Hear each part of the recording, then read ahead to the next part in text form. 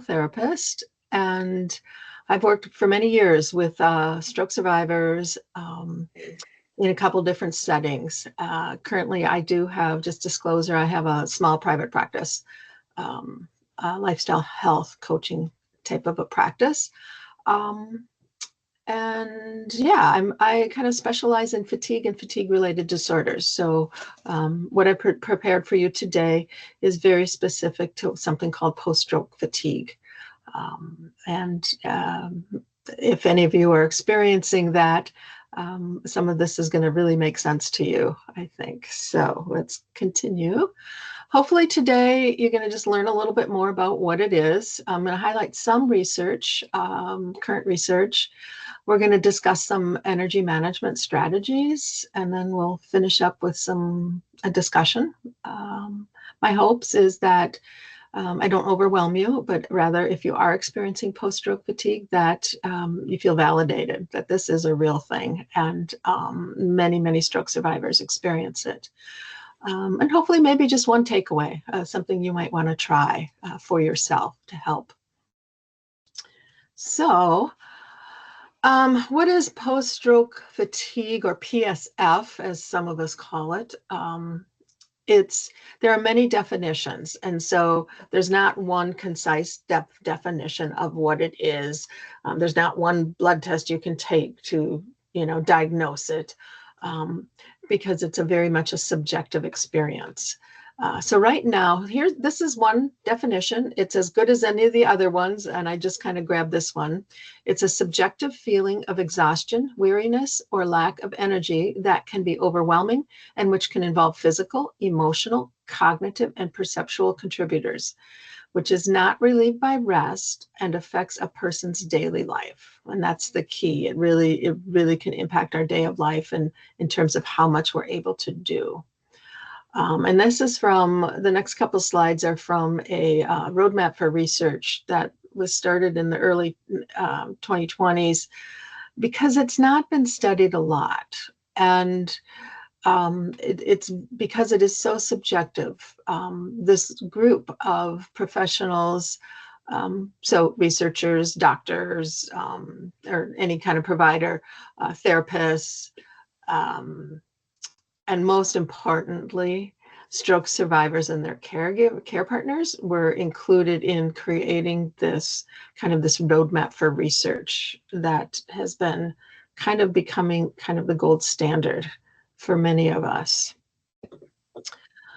So, post-stroke fatigue, here's a few little things that are factoids, if you like factoids. Prevalence is 42 to 53%, and possibly, depending on what we're looking at, as high as 80%, or the details of the stroke and the environment and things like that. So it's real, and about half, roughly, of stroke survivors do experience post-stroke fatigue at some point in their recovery. The individual's disability level, meaning how much that stroke impacted their ability to be independent, does not equal the fatigue severity. There can be stroke survivors who are, pretty mobile and are pretty independent, but could have very severe fatigue. So it's not really tied to that severity level. Varying frequency. So some people have it every day, some people, intermittently, and varying severity across all people who experience it that we know about. And it's not related to the stroke location in the brain. So where it happened, where your stroke was in your brain, does not say, oh, okay, you're going to have post-stroke fatigue because your stroke was there, right? And it's not related to that at all. And this cohort of researchers and professionals and stroke survivors and care partners is an international effort. So it's from all over the world, and it's pretty universal. And this is a collection of what the stroke survivors say about how they describe it. You might hear yourself in some of these comments. It's persistent. It affects their quality of life. Not generally relieved by rest, not necessarily caused by exertion either. It's an invisible symptom, which is a very interesting statement because for many of you, people don't see it. You can't necessarily see fatigue, right? But it is a very real symptom. It's unpredictable, which makes it hard navigating your roles and your responsibilities. One person said it stops them dead in their tracks, and another person commented that they need to find their golden hour. And maybe that makes sense to you, that time of the day that where you're at your best. And it impacts all those things listed there: your thinking, your ability to participate in rehab, which is where a lot of the relearning happens. It impacts your balance. You might feel more clumsy, and that all impacts your safety. It changes your life roles, routines, and responsibilities, and we're going to find ways to adapt to that. Relationships and social connections may change, and very importantly, a low mood is definitely kind of a crossover with fatigue. So we need to actually really look closely at this PSF, or post-stroke fatigue and depression, and work with your care providers on, kind of dissecting out what is going on there. One person said they find themselves to be less resilient to stress, irritable, maybe just shutting down and becoming flatter, or not, that filter doesn't work as well as it does when we're rested. What you can see here is that there's no one single experience of post-stroke fatigue. Everybody's symptoms are unique to themselves, and because of that, there are a wide range of solutions. And finding your own way through this is what we're going to be talking about. All right, so what causes it? We really don't know, to be honest with you. Nobody knows for sure, but there are some current theories, and I'm going to go through some of these, a little bit of science, but it kind of, there's work done on all of these and other ways of looking at post-stroke fatigue. But one theory is it's neuroinflammation. The brain is on fire, swimming in an inflammatory soup, especially right after the stroke. And so it might be just a continued brain or neuroinflammation, which is what I like to call it. So that's one line of research. So how is that treated? Anti-inflammatories, changing the diet to be a non-inflammatory diet. And lots of other ways, but those two come to mind. Another theory is just in general, there's a reduced excitability or firing of those electrical signals in the layer of your brain called the cortex. So it takes greater effort to get your brain cells firing in order to think clearly, move effectively, and to control your emotions. Our brains work very hard to process our interaction with the world and within our own bodies. It coordinates appropriate responses to all the information that we take in from around us. So another theory of potential cause is the disruption of that work. You think about everything your brain does. It keeps your heart beating. It keeps you breathing. It helps you digest your food. I mean, it just runs all of these things all the time. And now it's been injured. And so what happens is there's kind of an overload or too much of a tax on the everything.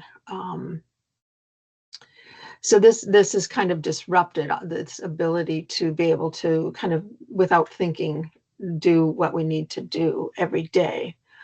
And because of cell death, the new connections need to be made on top of that, right? You're always driving that neuroplasticity recovery by the things you do and engage in, and that uses a lot of energy. So the next thought is going back to 8th grade biology. the mitochondria. You guys ever remember the powerhouse of the cell? Um, and that is the brain has a lot of mitochondria, and so when it's injured, um, what its first job is to do is it shuts down. It goes from that energy producing, role to just being able to take care of itself and to heal and to recover. So that mitochondria then, it goes into a protective mode, right? And so it stops making energy and goes into a protective mode to heal. They repair themselves, they recharge again, but they don't always produce energy, especially right away. So you might feel that fatigue and that tiredness. And then a last overarching theory that has been speculated is that in relationship to the initial energy, repairs have been completed, but there's still a fatigue echo left in the brain, which might be why that fatigue persists. You become sensitized to it, so the brain learns it essentially, and so that's another theory being looked at. But as you can see, regardless of what the cause is, we can make the assumption that it is complex and it is unique to each one of us. And it might be a combination of these things. It's never just one thing. But also just remember that research is in its infancy with regards to post-stroke fatigue. And so that means there's a lot of room to grow. And hopefully we're going to be learning more and more about it. Yeah, so other contributing factors, it's a very much a multidimensional experience. And some other things to consider are sleep, and as I mentioned, depression and anxiety, sleep disturbances, pain, takes a lot of energy, poor nutrition. What is the fuel we're putting into our body? Right? And that can have something to do with our energy level. Low physical endurance, which, kind of begs for that just a little bit more activity, kind of a thing. And then it's also been shown that people who don't have a real strong support system or a support system or a care partner, also maybe because they have to do more on their own, also there's a link there to increase PSF. So what can we do? So here's a little bit about what has been bubbling up in the research that I think some of these are pretty obvious and maybe you've already tried to do, but it's just to reinforce some of these things, as the research has shown that physical activity is definitely something that helps build that energy because of the way it acts on the mitochondria throughout your body to produce more energy. Now, that doesn't mean if you're pretty sedentary right now, to go out and get a gym membership and start working out heavily. It means maybe doing your home exercise program from your physical therapist or your occupational therapist. It might mean just, increasing your level of activity just a bit to try it out. Do some seated yoga or stretching, or just move a little bit more. If you feel like you're going to be making a pretty big jump with it, I recommend you just talk with your doctor first and make sure that that's a good solution for you. Mindfulness, that the big M word, has been shown to be effective in managing anxiety and depression, but also when you think about the brain and what sometimes people experience with regards to attention and focus and how a stroke might change some of that, mindfulness-based techniques have been shown to be helpful. Now, the key is to find the ones that were studied were the mindfulness-based stress reduction classes. And I really think, having worked in mental health for years, that mindfulness is a big umbrella term, and how we practice that is very unique to what might work for us. Some people love meditations. And under meditations, there's a whole host of different types of apps and types of meditations that you can do. Mindfulness can also be how you approach the task in front of you.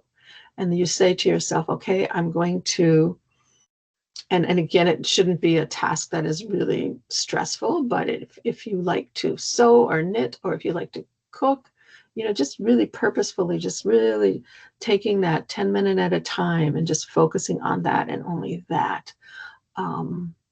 And anyways, if you haven't tried something like that, it might be worth a go.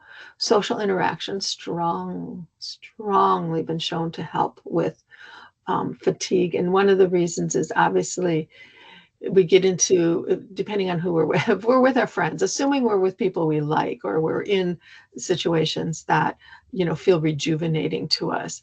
But there's something about switching from that sympathetic nervous system, which is that fight or flight type, into that parasympathetic nervous system that allows our brain to heal. And to do all those bodily functions that we don't think about, like digestion. But so social interaction is linked to good results. Big one, new, this is relatively new, and nature, right? Like my dad would probably say, well, yeah, he grew up as a farm. Being outside is the best thing. But in our world, it's really hard to experience nature, especially in winter in Minnesota. But what's interesting about this and this area of study is that there's something about the way we pay attention and our focus, that when we're in the city and we're in our environments and everything is ordered and and we're always looking for, okay, where's the door, and we're really working hard on, understanding our environment. With nature, it's almost like a rest for that type of focus can go on pause as we sit within trees, right? And because we don't sit there and look at every leaf individually. We look at a big picture and we enjoy the wind blowing through the trees, or the birds flying by, or the butterflies, or whatever you might be looking at in your backyard.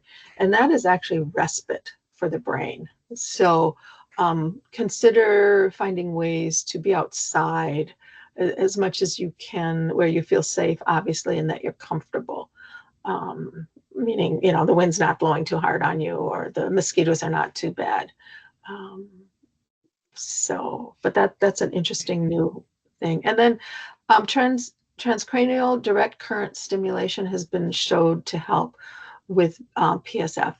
Now, we know it also helps with depression, and there's been some studies that post-stroke, it's been helpful in some particular controlled situations to help with movement and ADL and, your activities of daily living. So that's something you can talk to your doctor about. One other thing about nature is that, and again, there's other research from other areas, but experiencing awe, like, isn't that beautiful? Nothing like that sunset or that loon on that lake or whatever it is you might be, experiencing. All right. So we know that there are lots of things that cause fatigue, just living our life. And it's important to kind of get an understanding of these so that as you work on your own plan, maybe you're looking at some of these. But these are the types of loads that may cause fatigue: physical loads, cognitive loads, emotional, environmental. What are the sounds, the sights? How busy is the environment? Because that can take a lot of processing for our healing brains. And being able to notice those and adapt to those. Temporal load is that time-based stress. Like, okay, I have to get up and get ready by 10 o'clock because Metro Mobility is coming to pick me up. And there's that time frame that makes it it compresses and makes us feel a little more stressed. And stress, the definition of stress is nothing more than our body's response to the demands that are placed upon us. All right. And so these are some of the demands that are placed on us every day. Was there a question? Okay. No, All right. So now we're going to talk about, yes, these are things that fatigue us or can fatigue us.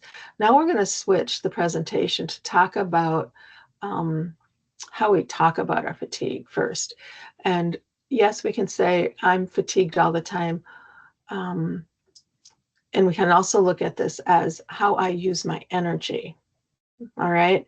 And this is an important mindset shift that I work with my clients on, because it's about moving from um, owning your fatigue, where we focus on our fatigue as my fault, right? And that I have no control over it. And it really means that some people end up just avoid doing those meaningful things. And we're saying this a lot: I can't, I'm too tired. All right. So there's a very much a mindset of, and it's a real and it's a valid mindset to have, right? It's like, I am feeling this. Um, but in order to communicate with our the people in our lives, whether that be our care partner, our spouse, our family, even our grandkids, and our medical team, um, our bosses, right? If you're employed, or your employees, if you own a business. But we want to move from owning your fatigue to owning your energy. Okay, it's a commodity that you have. No matter how much you have, it's yours, and it's yours to use on your terms. You know how to create it, to grow it, to conserve it, and replenish it. And if you don't know how to do that right today, right now, it is potential for you areas to work on where you can work to do that. And it empowers you to say, well, maybe I will have to see how much energy I have then, right? And to that person who's invited you to do something, maybe they're getting a little tired of hearing, I'm too tired. To that maybe point is like, okay, possibly, we'll see. Um, and it's also using that language that I'm the owner of my energy. And then another thing you might be able to say then is, I cannot, because I'll be using my energy in a different way that day, right? So it allows you to have those conversations. So we're going to move into that ways to manage your personal energy. I'm going to start just real broadly. Because although many of you have probably done some of these things, if you haven't done them for a while, it might be a good idea to, if you're still experiencing that PSF, to kind of readdress these, to see if it helps. So the first line of defense is, medical interventions, talking to your doctors, your therapists. Um, Review your medication side effects, all right? And go over them with your provider. Because fatigue is often a side effect of many medications, and then discuss the possible adjustments or alternatives that might help reduce that fatigue.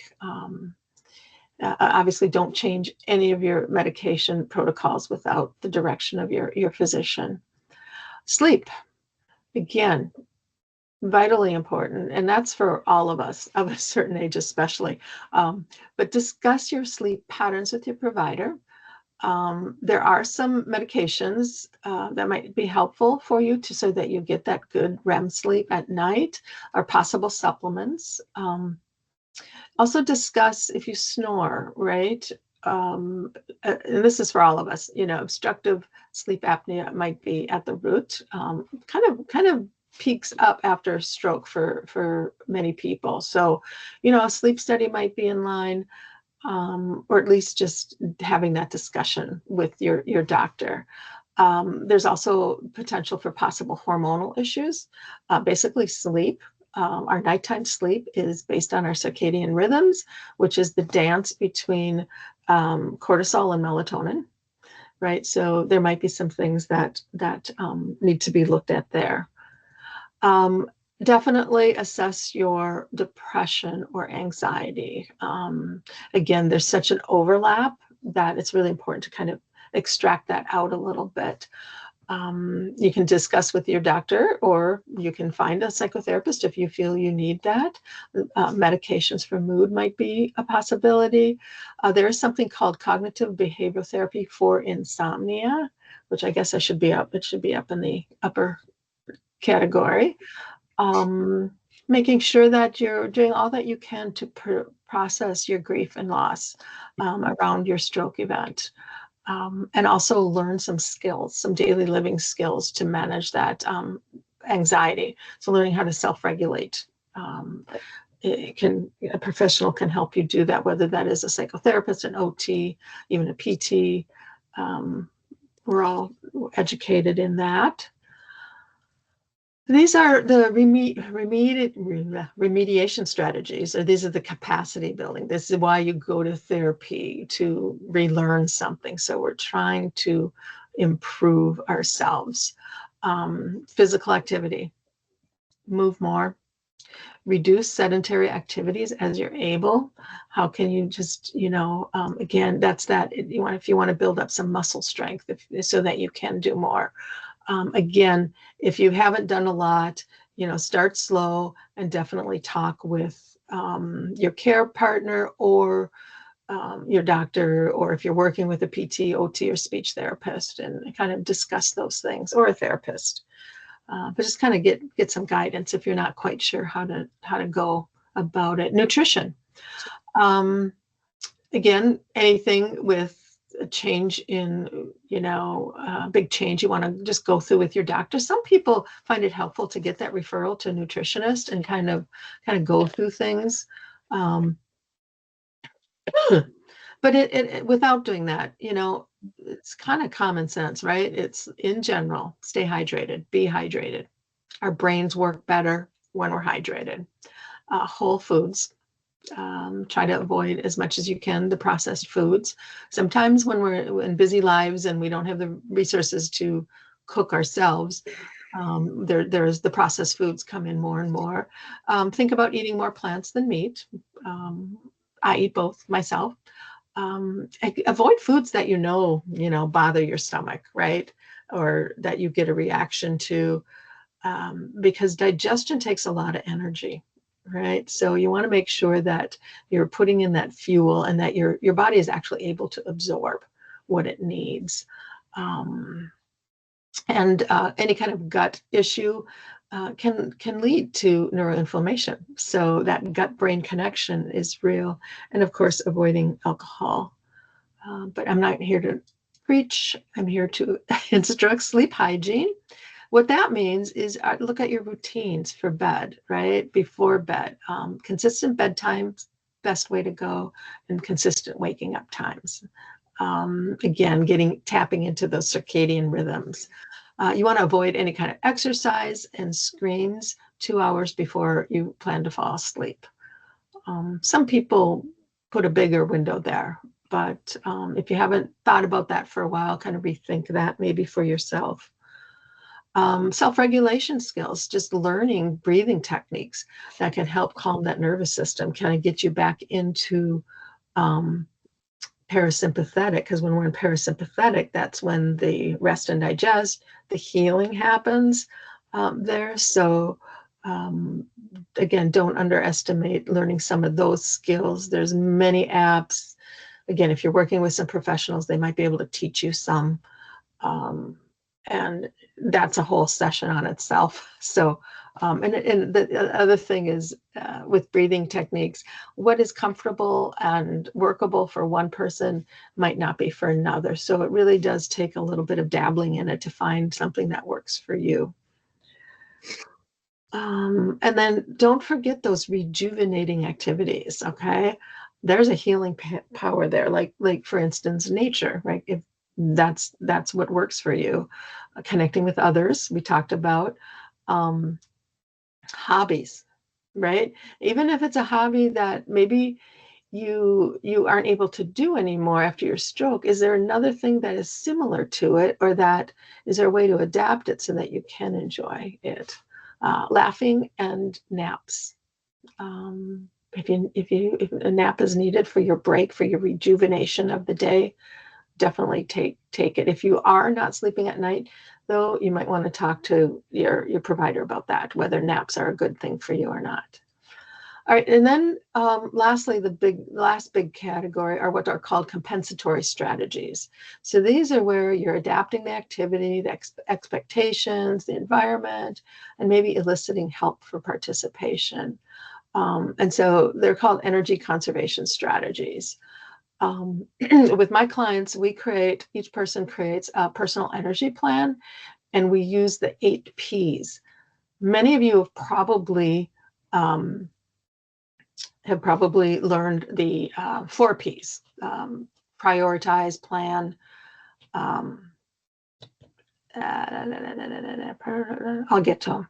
There's 4 that are generally taught: positioning. And so we're going to go through these each individually. I'm not going to spend a lot of time on them because I do want to have some time at the end for questions. So these are what might be some ways that you can readdress your post-stroke fatigue and just rethink these. If you haven't approached these or tried any of these for a while, maybe try them again. So paying attention, processing, prioritizing, planning, pacing. That's the other one. I add prepare, and there's positioning, and then there's making a promise to yourself. So I'm going to briefly go through these. Pay attention.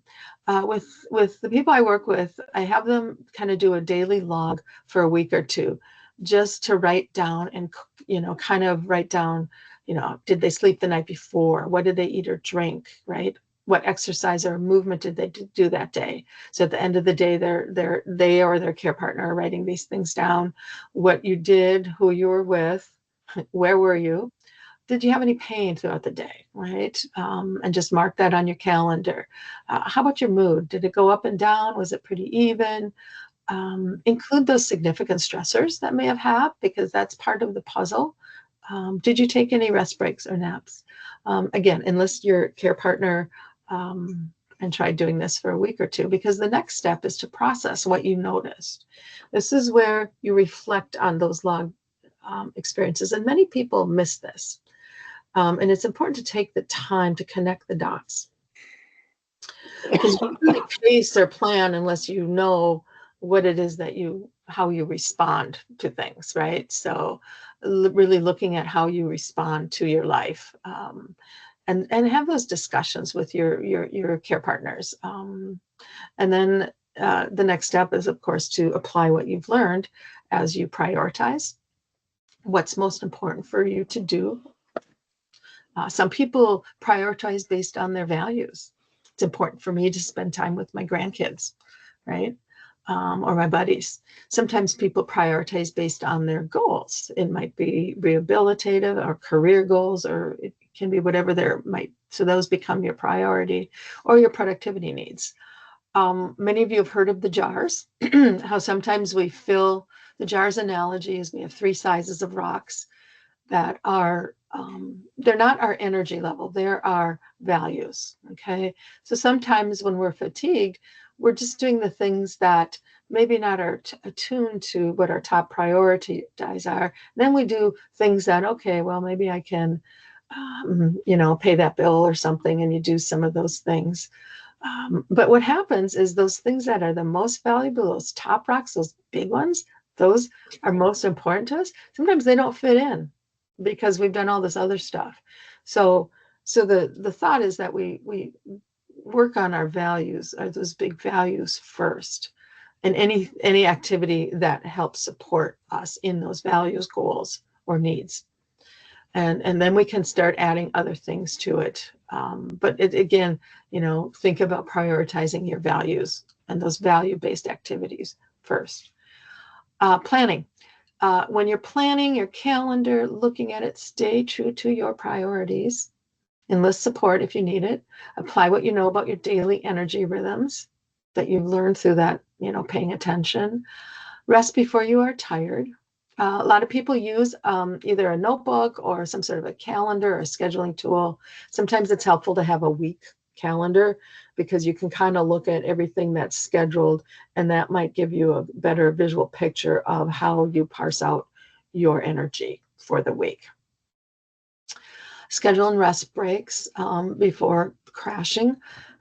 Post-exertional malaise, the last bullet point there, is a real thing. It's it's the cost for overdoing it. So if you overdo it, many people experience that day or two or three or four where they're just really low energy and you kind of crash. And so then they have to slowly build up their energy reserves from that. So you want to avoid that. And that really happens because of your planning. Pacing. Many of you have heard about this before. I'm sure many of you have been told, well, you just need to pace yourself. Just remember to pace yourself. I've worked with so many people who says, what does that mean? Yeah, I do an activity, then I rest, I activity and rest. And I think pacing has two components. It's picking a way to think about your energy. And it also is really important for communicating to the people in your lives. So you can use these metaphors in ways that help them understand, what it is you're doing with your energy. So I have three. I'm going to just highlight. Maybe some of you are familiar or have used some of these. Again, these pacing yourself helps you avoid that post-exertional malaise. So the first one is spoons. This is basically, this is the easiest one that people use. I think it's, okay, every morning after I had a good night's sleep, if I've had a good night's sleep or not a good night, I might have 4 spoons. Those are units of energy that I'm going to use throughout the day based on my priorities, right? And then as I use that energy, that's it. And each spoon is an activity maybe that takes energy. Like one might be getting ready for the day. Boom. 2 might be, oh, I have to go to therapy. 3 might be, I got to make dinner. And 4 might be, I need to take a shower. So that's it. The hard thing about this one is it limits how many, it limits what we can do. So if people are limited, they give themselves 4 spoons, yet they do have extra energy, right? And then they do another one. So it's not real adaptable. It's like I have 4 spoons today. And the other thing is how do I know how many spoons I have? And that's where that processing, paying attention really first is really, really good at helping you identify how many spoons you might have in a day. Spoons of energy, spoonfuls of energy. So that's one way. Bank account is another way you can explain your energy level. And this is very transactional. It's like you deposit energy at nighttime sleep, and throughout your day, you're writing checks or you're swiping your debit card for each activity as you go through your day. Some activities are more expensive than others, but you can also make deposits through that rest, that's scheduled in rest and relaxation and rejuvenating activities. So throughout the day, you can add to it. And you get to put the value on the activity, how much energy, instead of just the finite amount of energy on the spoons. This is like you get to put a value. You want to avoid with this one, avoid those overdraft fees, right? We've all maybe in our life have been hit with those with our own bank. But if you overextend, right, you will be hit by an overdraft fee for the next day or 2 or 3. Again, that post-exertional malaise. Third one is rechargeable batteries. And you're able, with these, if you think about your energy that way, I can recharge my energy throughout the day. And how I use my energy matters. This is where it's like how I use my energy and matters how much energy I have. It takes more battery energy to watch a video on your phone than to send a text. I have an EV, and it's like how I speed up, how fast I go, and how I brake matters, because through those the way I do those, I actually can regenerate my battery. So think about that as energy in our bodies, right? How hard I go, how fast I go, and really how I slow myself down can rejuvenate me. It does. This metaphor acknowledges some activities take more energy and some take less. Good for people who are really in tune to their energy levels and lots of self-awareness. Requires you to pay attention and assess your energy throughout the day in real time. And it does encourage those adaptations throughout your day. So it encourages you to change things up if you need to. It does not limit your activity and energy use to a finite amount of activity like the spoons do. Um, Another P is to prepare for participation, and this just means, in general, resource yourself before you're going somewhere. Know where you can find some quiet. Know where you can kind of rejuvenate yourself. If you're in a social situation, um, have a plan with your care partner. If you're going to a social event and you're kind of worried about what that is, make a plan for leaving. Maybe have cues for each other. And then, of course, discussing accommodations with your employer before you go back to work. How long are your hours going to be, and being really smart about all that. Posture and positioning of our body can really, really impact our energy level. It takes more energy to be slumped over at my computer or looking at my phone with my head held down. Basically, all these muscles back here are holding up a big bowling ball, and that takes energy. So think about your posture. If you use a wheelchair, how are you sitting in it? Making sure your spine is aligned, placing items closer to you or in a way that it's easier to reach for. Um, and then parse or break down the tasks that you have to do in separate, distinct pieces, like laundry. And you don't have to, that's a nice task where you do have those breaks made in. But even like when I'm cooking and I'm chopping up all the veg, I'll do a certain amount first, then I'll sit down, or I might have a stool in my kitchen. There's just ways of positioning. And when we're doing these types of engagements, we're increasing our safety. And, none of us want to fall. So, again, think about how you're positioned. Lastly, promise yourself. Make that daily recommitment to your recovery and your purpose. Practice self-compassion, and I'm not going to, these are all topics on their own, but how we talk to ourselves matters. Remembering that you're not alone in this. There are many people who experience exactly what you are experiencing. And then being mindful about how you engage in the world. A gratitude journal is helpful for many people. Some people not so much, but and here's my little gift to you. This is a daily practice. It can be it's done real quickly. I used to do it with my kids, but at the end of the day, just reflect on, name something that you're grateful for. And again, it's all personal, but it helps your brain remember positive things. It helps you, connect to your why. Um, Name something that you learned that day. Right? Something you learned since the last time you did this task, this thing. It can be big or small. It can be you learn something about butterflies, or you learn something about yourself, or how to go up those stairs better. It can be a fun fact about anything, geography, something you learned about someone else in your life. It reminds your brain that we're always learning and capable of change. Also, the third one is accomplished. Name one thing, own it.